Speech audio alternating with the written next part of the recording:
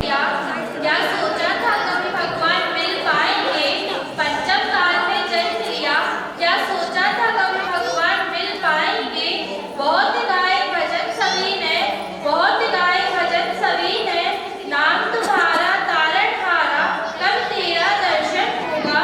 तेरी प्रतिमा इतनी सुंदर, तू कितना सुंदर होगा, तू कितना सुंदर होगा। लेकिन जब गुरुवर को देखा,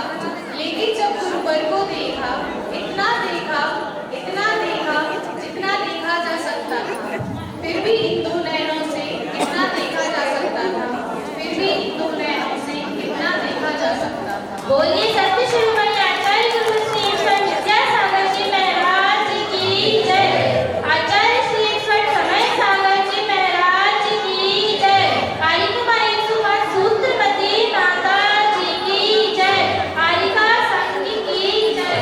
छोटी सी नाटिका प्रस्तुत होने जा रही है, जो है 5 पांडवों की कथा, जिसमें दिखाया जाएगा वैराग्य से लेकर मोक्ष तक का प्रस्तुतिकरण। हम बुलाना चाहेंगे अपने प्यारे छोटे पाठशाला के बच्चों को, जिनके लिए जोरदार तालियां बजाएं।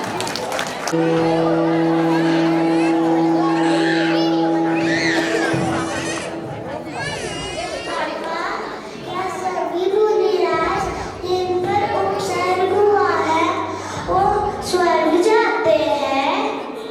नहीं बेटा, कुछ ऐसे भी मुनिराज होते हैं जिन्हें उपसर्ग सहते हुए अंतर मुहूर्त में ही केवल ज्ञान हो जाता है और वह केवलत्व को प्राप्त कर लेते हैं, अर्थात उन्हें मोक्ष हो जाता है। इन्हें ही हम अंतःकृत केवलिया उपसर्ग केवली कहते हैं। क्या तुम्हें पता है, प्रत्येक तीर्थंकर काल में ऐसे 10-10 उपसर्ग केवली होते हैं। आओ आज मैं तुम्हें ऐसे ही मुनिराजों की कथा सुनाता हूँ जिन्होंने उपसर्ग को सहते हुए मोक्ष प्राप्त कर लिया। भीषण युद्ध हुआ जिसे पांडवों ने जीत लिया। इस युद्ध को महाभारत कहा गया। महाभारत के कुछ दिनों बाद द्विपायन मुनिराज के क्रोध से द्वारिका नगरी जल गई। यह सुन पांचों पांडव बहुत दुखी हुए और उन्होंने पुनः द्वारिका नगरी को बसाया। नई द्वारिका बनाने के बाद भी पांडव खुश नहीं थे। उनका मन स्थिर नहीं था। वे बहुत विचलित रहते थे और मन ही मन विचार करते थे, अरे जब देवों द्वारा बनाई हुई यह द्वारिका नगरी भी बच नहीं सकी तो हमारा क्या होगा। राज्य के लिए हमने अपने भाइयों से युद्ध किया जिसमें कितने सारे निर्दोष सैनिक मर गए।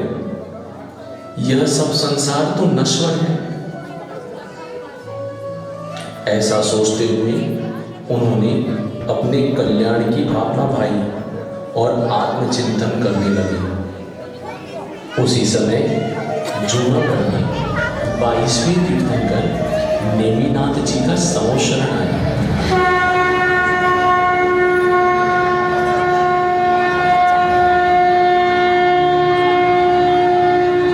सभी पांडव, द्रौपदी, कुंती, सुभद्रा समोशरण में थे। उन्होंने बहुत भक्ति भाव से दर्शन किए और वहां भगवान की दिव्य ध्वनि से अपने कल्याण का उपदेश सुना।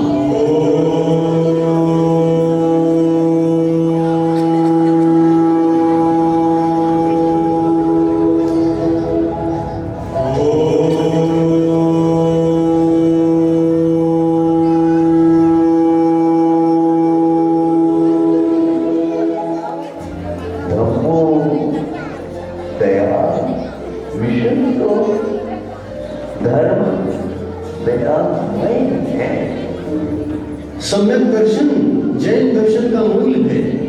सम्यक ज्ञान का मूल सम्यक दर्शन, सम्यक चारित्र का मूल सम्यक दर्शन।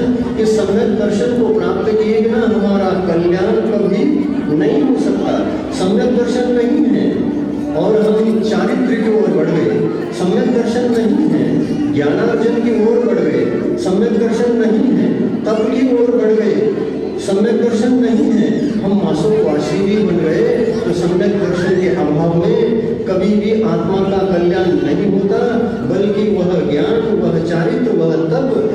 संसार के भी कारण बनता है, वह कभी भी चतुर्गति से मुक्त होकर के निर्वाण को प्राप्त करने की क्षमता नहीं रखता।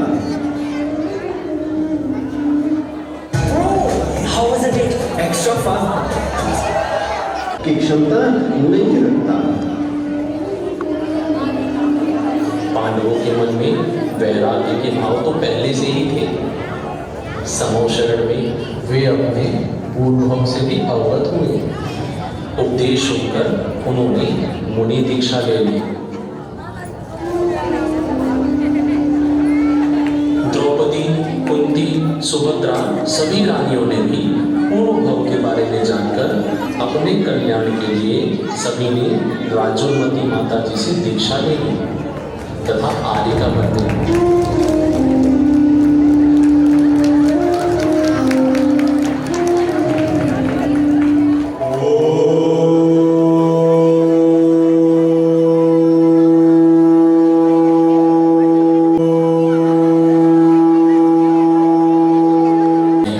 दुर्योधन का भांजा वहां से जा रहा था। पांचों मुनिराज को देखकर उसे बहुत गुस्सा आया और वो मन ही मन कहने लगा, अरे देखो तो इन धूर्त पांडवों को, मेरे मामा को मारकर कैसा ढोंग रच रहे हैं। ये कपटी बड़े ध्यानी बनते हैं। अभी मैं इनका सारा नाटक खत्म कर देता हूँ और मैं अपने मामा की मृत्यु का बदला ले लूंगा। विनाश कालय विपरीत बुद्धि। उस पापी ने बिना कुछ सोचे समझे अपने सैनिकों को पास में ही आभूषणों को गर्म करने तथा जलाने का आदेश दे दिया। सैनिकों, जाओ और इस लोहे के आभूषणों को तब तक दबाओ जब तक सभी को मुनिराज को पहना दिया और उन पर घोर उपसर्ग करने लगा। किस तरह वह पांचों उसे सहन कर रहे थे, समता भाव रखे थे, किसी ने चूक तक नहीं की। उनके शीश, उनका कपाल यह गर्म हो रहा जल रहा था, किंतु कोई भी ध्यान से विचलित नहीं हुआ। वे सभी ध्यान में इतने मग्न थे कि कोई भी अपने स्थान से हिला तक नहीं और थोड़ी देर में उनका शरीर ऐसा जल रहा था मानो सूखी लकड़ी जल रही थी। पूरा शरीर लाल पड़ गया, धुआं निकलने लगा, किंतु धन्य है ऐसे मुनिराज जो शांत मुद्रा में भी समता भाव के साथ इस घोर उपसर्ग को सहते रहे। उन मुनिराजों ने जलते हुए शरीर में तनिक भी ध्यान नहीं दिया। वे तो आत्मा में ही लीन थे। उन्होंने कोई हलचल नहीं की। वे यही सोचते रहे, आत्मा तो अविनाशी है, इसका कभी नाश नहीं हो सकता। मैं शरीर नहीं, मैं तो एक शुद्ध आत्मा हूँ। ये शरीर जल रहा यह आत्मा नहीं। शरीर और आत्मा ये दोनों भिन्न हैं। इस प्रकार चिंतन करते हुए अंतिम शुक्ल ध्यान में ही पहुंच गए। अर्जुन, भीम, युधिष्ठिर ने केवल ज्ञान प्राप्त किया और उसी समय उन्हें मोक्ष हो गया।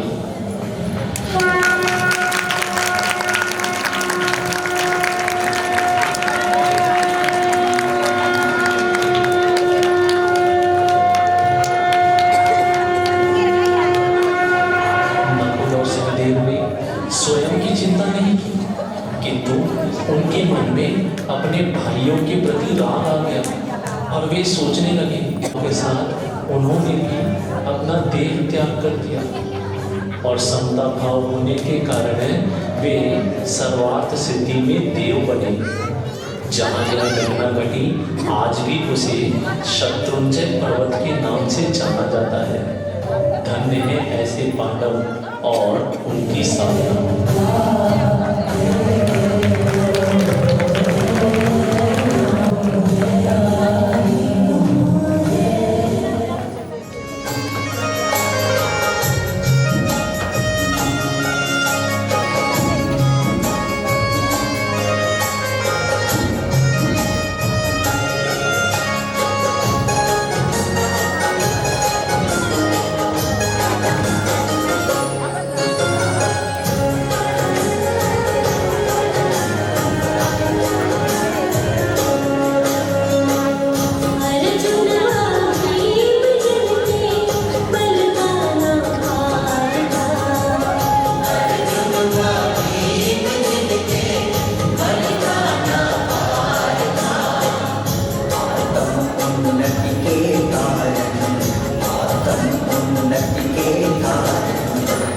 जिंदगी